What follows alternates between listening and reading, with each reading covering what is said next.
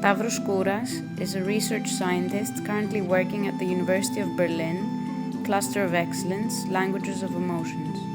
His research focuses on the effects of music on the cognitive functions of the brain. Stavros believes that in the near future we will be able to treat depression by using music along with magnetic stimulation of the brain. People traditionally perceived emotion as internal, private experiences. However, modern science has shown that even small animals like mice can have different emotional states: joy, fear, and neutral emotional states. And not only do they clearly have these emotional states, but we know this because of their ability to communicate these emotions vocally through the sounds that they produce. So we are currently moving along a trend of viewing emotions in increasingly scientific ways. And the way I see this is leading towards not just a neurobiological, but perhaps even a mathematical description and definition of emotions. And this is something that is important for several reasons. One of which being that impaired emotional processes accompany practically every psychopathological state from a very early stage as well, which means that we can use measures of the quality or the level of the emotional functioning of people in order to assess their psychological health. Emotions are also very important for learning through operant conditioning. For example, rewards and punishments can serve to reinforce or eradicate particular behaviors, and this is facilitated through the perception of the emotions of joy and fear, respectively, for rewards and punishments. Emotions are also playing a very important role in the evolution of our species because they are important for survival purposes as well. It is only because our ancestors possessed the ability to perceive fear in the presence of threatening situations such as thunderstorms or dangerous predators, bears and lions and other wild animals. They would cause our ancestors to feel fear instinctively and therefore react very quickly to avoid these dangerous situations. And similarly, joy served an evolutionary purpose by facilitating our ancestors to revisit sources of warmth and nutrition and, of course, to form social bonds.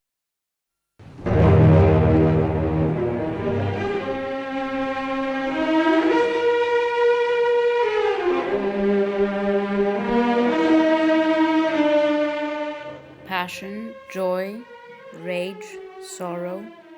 Emotions have been crucial in the evolutionary process of our kind and continue to determine and forge our daily lives. Music is the medium that best communicates human emotions. Stavros explains. Music is the perfect medium for communicating emotions. There's also a very long tradition of using music for emotional purposes. And again, this links to the two emotions that are the most important ones in terms of evolutionary perspectives. And there is a long tradition of using music to elicit emotional states. From ancient times, tribes would chant and drum in unison to inspire awe and fear to their opponents as they would enter the battlefields.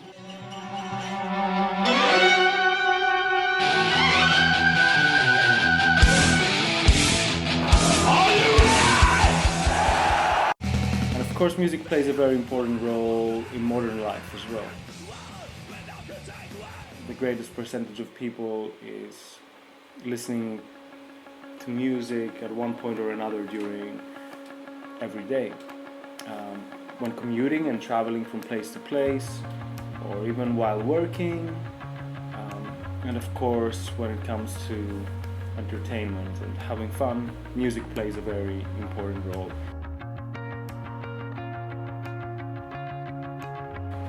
But music is also being used in our times to heal people. This is accomplished through music therapy, where a music therapist with a background in music and in psychology is working with a particular patient, and through musical interaction, certain abilities that are impaired can come to a normal state of functioning once more. Although this is very relevant to my work, I am using scientific observations and state-of-the-art technologies in order to map the functioning of the brain when listening to music. From an early age, Stavros showed an inclination towards science and a love for music. It was during his bachelor degree in artificial intelligence and psychology at the University of Edinburgh that the foundations were laid for his future research. Upon completing his bachelor degree, in his quest to further understand the functions of the human brain, Stavros returned to Athens, where he completed his master's degree in fundamental and applied cognitive science. It was during this time he began working as a volunteer at an institution for orphan children with special needs. Here, Stavros would play the guitar and see at first hand the effects of music on the cognitive functions of the developmentally delayed children. It was this experience that led him to further research the effects of music on the human brain. He then decided to undertake a PhD at the University of Berlin, focusing on the neural correlates of joy and fear elicited through musical stimulation. His work has been published at leading journals in his area of expertise, such as neuroimage and human brain mapping.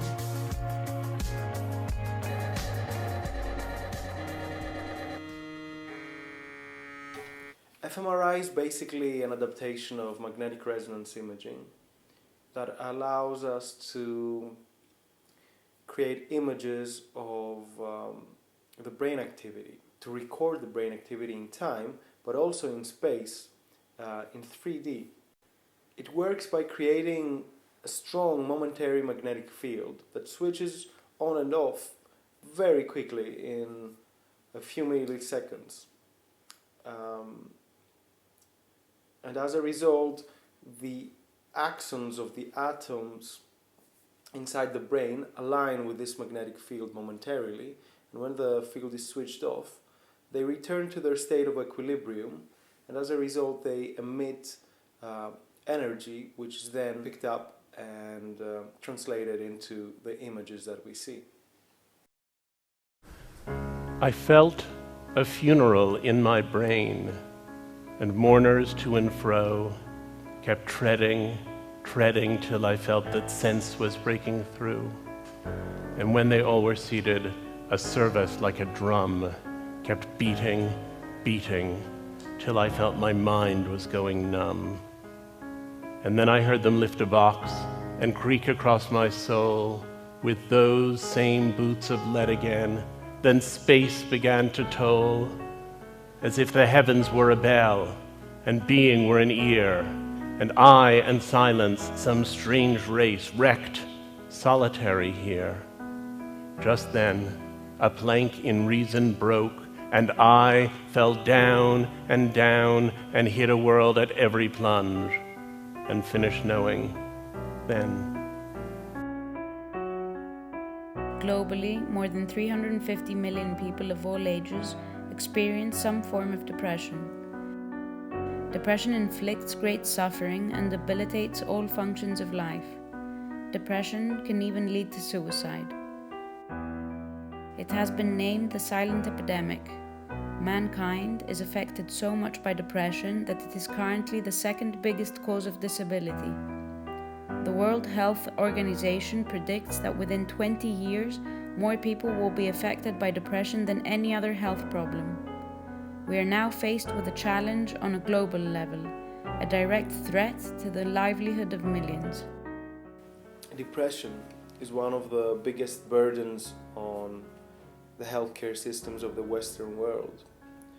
Statistics claim that the largest percentage of the human population in Western societies suffers at least one depressive episode during their lifetime.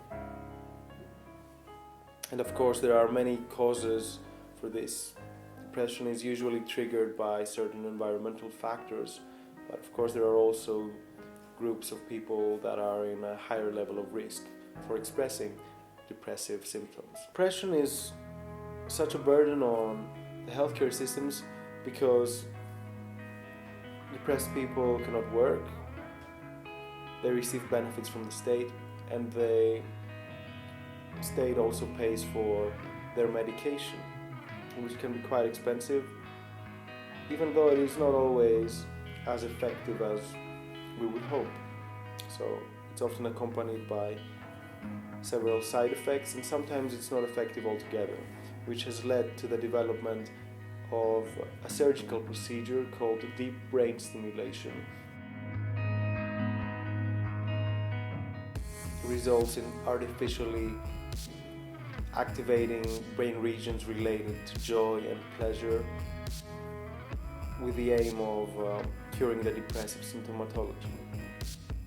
As effective as it might be, it is an invasive surgical procedure where an electrode enters the brain and excites a particular brain center related to reward and joy artificially. We used music to identify brain differences between healthy and depressed brains and found that it might not be so much that specific brain regions are less active in depressed people than in healthy people, but instead it might just be that different brain regions are less synchronized in depressed people.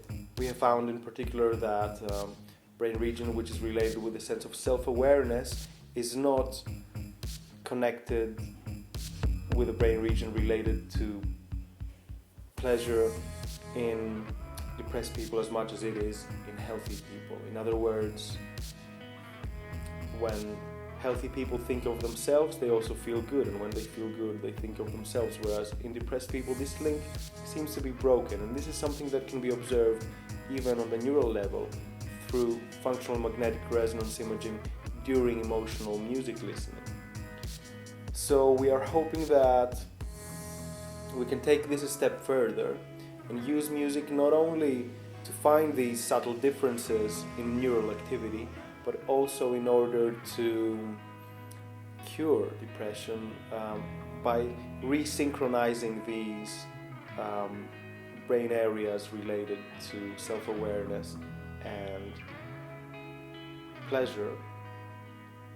And the aim is to accomplish this not through a surgical procedure, but by using relatively non-invasive procedures such as transcranial magnetic stimulation and, of course, musical stimulation. Stavros, along with others, is in the front line giving his battle against this illness, trying to find answers that will affect us all. He believes that there is hope.